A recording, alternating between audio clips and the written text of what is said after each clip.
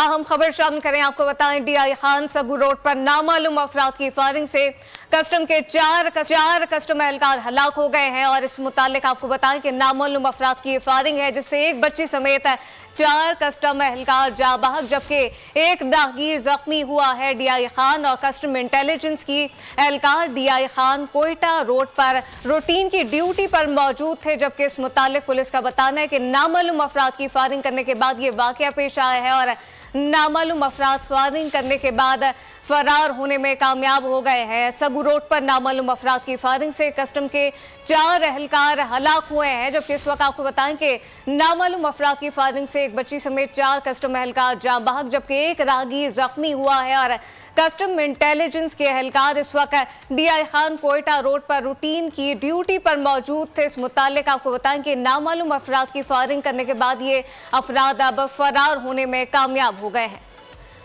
Sagoo road पर नामालूम अफराद की फायरिंग से कस्टम 4 एहलकार हलाक हुए। इस मुतालिक तफसीलात क्या हैं, जाहिर शाह शिराजी से जानते हैं।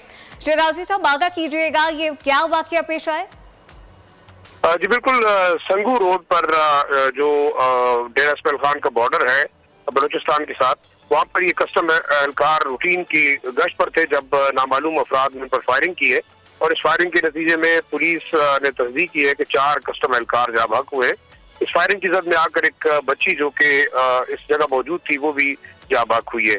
इस वक्त जो सिक्योरिटी फोर्सेज हैं, पुलिस और दूसरे पैरामिलिट्री ट्रूप्स जो है वकूआ पर पहुंच गए। लाशों को जो है मुंतकिल किया जा रहा है अस्पताल।